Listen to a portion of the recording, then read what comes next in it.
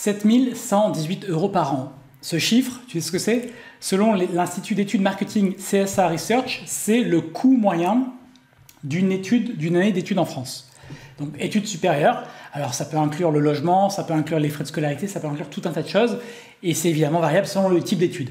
Mais ce chiffre, si tu prends 5 années d'études, ça te fait tout de suite un petit budget à 35 000 €. Et imagine la scène suivante. Si tu as un enfant, imagine que vers 16, 18 ans, il te dit qu'il veut devenir médecin et qu'il faut aller faire des études, que dans ta ville, il n'y a pas l'université qu'il faut qu'il aille s'installer ailleurs. Eh bien, voilà, le petit scénario se met en place et tu réalises qu'il va falloir débourser une certaine somme chaque mois pour lui permettre de faire ses études. Et c'est de ça dont on va parler dans cette vidéo, c'est comment on peut se préparer à ça, comment on peut préparer un budget pour son enfant.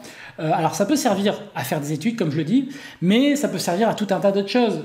Quelque chose de très pragmatique et simple. Lui permettre de ne pas travailler pendant ses études, ou lui permettre de s'acheter une voiture, ou lui permettre d'investir dans l'immobilier avec un premier apport. Voilà, ça peut servir évidemment à différentes choses. Voyager, lancer un business, peu importe. Mais tu comprends bien l'idée que si tu te prépares maintenant et progressivement, eh bien, tu peux réunir un capital pour ton enfant, pour l'aider à démarrer dans la vie active, lui donner un petit coup de pouce. Tu sais, moi, j'ai pas eu ce coup de pouce quand j'ai démarré dans la vie active. Mes parents étaient surendettés et j'ai dû travailler le soir, les week-ends pour me permettre tout simplement de faire des études. Et donc, si tu peux lui éviter ça, ça lui donnera toujours plus de chances d'aller vers ce qu'il veut faire. Parce que le problème, c'est quoi? C'est que si tu n'as pas cet argent-là, au moment où ton enfant veut faire des études, tu vas te retrouver dans une des trois situations suivantes. La première, c'est que tu vas devoir t'endetter, emprunter ou vendre un bien que tu as pour payer des études. C'est quand même dommage. La deuxième, ce qui arrive malheureusement souvent, c'est que c'est ton enfant qui va s'endetter et c'est pas un super cadeau pour démarrer dans la vie. Et la troisième, ça va être tout simplement que ton enfant renonce à faire les études qu'il voulait faire, qu'il cherche une alternative moins chère, moins coûteuse. Et là, c'est aussi un peu dommage. Et pourquoi je te parle de ça dans cette vidéo? Parce que je pense qu'il existe des moyens assez simples de se préparer à cela si tu le fais assez tôt. Et c'est ce dont je vais te parler. J'ai justement, à l'occasion de cela, préparé une formation qui est dédiée à ce sujet-là. Elle est en lancement, donc elle est à 50% par rapport à son prix. Et c'est en plus un tout petit prix. Donc je te mettrai le lien dans la description si tu veux en savoir plus. Il y a des techniques avancées que je ne vais pas partager ici par manque de temps. Mais si ça t'intéresse de constituer une épargne et d'utiliser l'effet de levier des marchés financiers, eh bien, ça peut te permettre d'en savoir plus et de déterminer ce qui peut être adapté dans ton cas. Mais dans tous les cas, tu vas avoir ici dans ce que je vais raconter des outils qui vont te permettre tout simplement de réfléchir à ça, de voir ce que tu peux obtenir et d'avoir une action concrète que tu peux mener. Alors, pour justement être dans le concret, j'ai pris un cas très simple. Hein. Si tu mets 100 € par mois de côté, que tu les places à 5%, tu vois, 5% c'est un chiffre ambitieux, mais qui n'est pas non plus démesuré.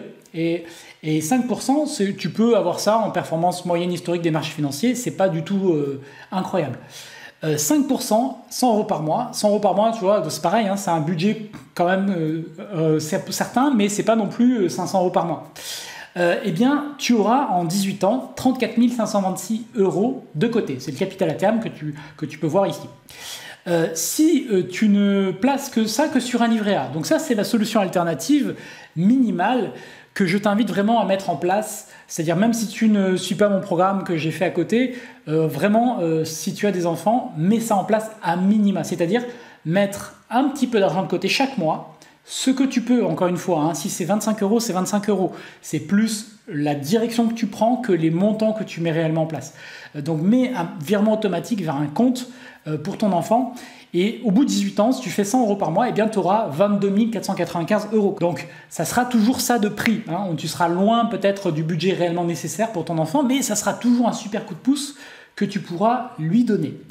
L'assurance vie est souvent citée comme une solution alternative. Malheureusement, le fonds en euros n'a pas un rendement très satisfaisant parce que c'est environ 1%, 1,4% le rendement moyen en 2020. Donc, avec 100 € par mois pendant 18 ans, tu auras à peu près 24 000 €. Donc, ça va être un petit peu mieux que le livret A, mais ça ne sera pas non plus très transcendant. Si je prends un autre exemple pour t'expliquer la puissance des marchés financiers et des intérêts composés.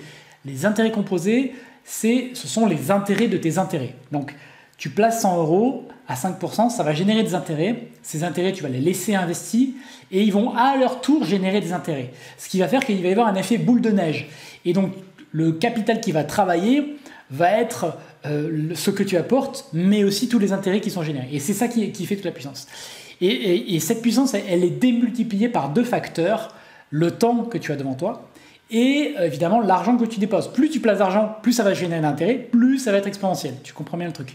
Donc pour te montrer un autre exemple, regarde ici, 150 euros par mois placés à 5%. Ici, j'ai pris un capital de départ de 5 000 euros, ce qui est différent du premier cas. Mais à terme, 18 ans, on a 63 822 euros. Donc on a quasiment le double. Un peu moins du double que dans le premier cas. Tu vois, c'est ça le côté exponentiel des choses que je voulais te partager dans cette vidéo pour te sensibiliser au fait d'épargner pour ton enfant et de, si possible, de placer cet argent sur un support dynamique. C'est ce que j'ai fait pour mon premier enfant et je l'ai mis en place pour le deuxième. Et je te montre aussi un exemple que j'ai pris sur un des supports que j'ai mis en place où je mets un peu d'argent tous les mois qui sont placés sur des supports financiers. Et voilà, ça génère une petite plus-value qui est en cours. Évidemment, le livret A a l'avantage d'être garanti. Les placements que je fais là, dont je te parle là et qui sont plus avancés, plus rentables, eux ne sont pas garantis. Ça, il faut en avoir évidemment conscience. Mais sur le long terme, je pense qu'on a le temps et c'est beaucoup plus intéressant de prendre ce pari-là. Encore une fois, rien ne t'empêche d'avoir une partie sur un livret A sécurisé et une partie sur la stratégie que j'explique dans la formation. Pour te montrer voilà, le comportement du portefeuille, d'un des portefeuilles dont je parle dans la formation, dont tu pourras t'inspirer si cela te convient, voilà comment il s'est comporté ce portefeuille. Tu vois, j'ai pris depuis 2005, comme ça on l'a sur une longue période, voilà, 2005-2021, tu vois, ça fait quand même une très longue période. Et qu'est-ce qu'on voit? On voit que ce portefeuille, il se comporte bien malgré les crises que nous avons traversées. 2008, les subprimes, tu vois, il y a un petit pic et ça repart à la hausse. On peut parler de 2013, on peut parler de 2017, il y a eu un petit creux aussi, 2020 évidemment, et pourtant en 2021 on est au plus haut. Donc tu vois, ça, le passé ne permet pas de prédire l'avenir, mais quand tu veux réfléchir à une stratégie, le passé, regarder comment ça s'est comporté dans le passé, ça reste quand même la meilleure approche pour déjà s'assurer que tu ne fais pas n'importe quoi. Donc là, voilà comment il s'est comporté ce portefeuille dans le passé. Donc encore une fois, je ne suis pas devin, mais je me dis si ça s'est comporté comme ça a de bonnes chances de se comporter correctement à l'avenir. Alors, je vais faire un petit aparté maintenant pour t'expliquer pourquoi. Tu sais, je parle rarement d'économie et de manière générale sur la chaîne, mais je voulais t'expliquer pourquoi je pense que cette performance est là et qu'est-ce qui peut se passer à l'avenir. Alors, premier élément, pourquoi ça se comporte comme ça? Ça, c'est tout simplement lié aux politiques monétaires, notamment de la Banque Centrale Européenne, qui injecte des monnaies, rachète de la dette depuis 2008 notamment. Quel est l'effet numéro 1 de ça? Ça dope les marchés financiers, ça dope les actifs, notamment aussi l'immobilier. Ce qui fait que malgré la situation économique réelle en Europe et de la France, les marchés financiers, eux, progressent. On peut s'inquiéter de l'incohérence de ça avec la réalité économique, tout à fait, parce que bien entendu, tout ce qui a monté trop haut finira par éclater, c'est de la logique même, mais on ne sait pas quand, ça peut être dans 1 an, ça peut être dans 10 ans, et je pense qu'il y a aussi quelque chose de fondamental derrière, c'est le deuxième aspect que je voulais t'expliquer, ça revient souvent, parce que cette approche-là, elle est ultra simplifiée là, dans ce que j'ai fait pour cette partie parents prévoyants, comment investir en bourse pour son enfant. Mais c'est la même chose que ce que j'explique dans ma formation sur la bourse, en portefeuille long terme, bon père de famille. Et c'est pour ça que je pense que c'est une approche qui est valable dans tous les cas et qui sera valable dans la durée. Pourquoi? Je t'explique ça ici simplement en quelques minutes. Qu'est-ce qui va se passer d'après toi si le scénario catastrophe arrive, c'est-à-dire l'euro est dévalué, la France est en faillite, parce que c'est ça en fait le pire scénario, on ne peut plus rembourser, les marchés perdent confiance, tu vois, c'est ça le scénario noir en réalité. Et qu'il y a un éclatement, donc une hyperinflation, tu regardes ce qui s'est passé en Amérique du Sud récemment encore, l'argent, le cash perd de sa valeur. C'est-à-dire que tu vas arriver avec une brouette de cash pour acheter du pain, comme ça on a pu le voir dans certains pays par le passé. Qu'est-ce qui se passe dans ces cas-là? D'après toi, que vas-tu faire de ton argent si tu as de l'argent de côté? Tu vas chercher naturellement à le mettre dans des actifs de valeur. Qu'est-ce qui a de la valeur?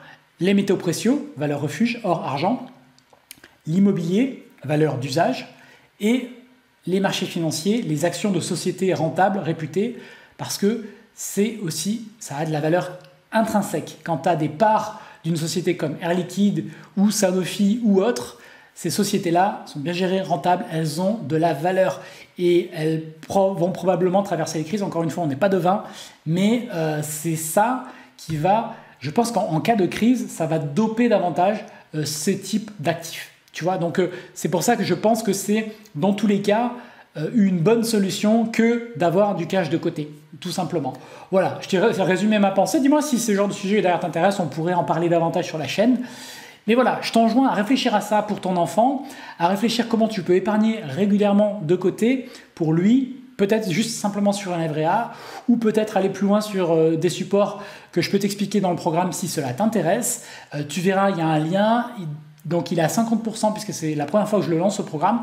Il est à 50% jusqu'au 6 février à 22 h. Donc si tu veux le rejoindre et profiter de la promo, n'hésite pas, c'est maintenant. Voilà ce que j'arrivais à te partager dans cette vidéo. Parlant de ce que tu fais pour ton enfant, pour épargner pour lui, dis-le moi dans les commentaires et on se retrouve avec grand plaisir dans de nouvelles vidéos. Salut!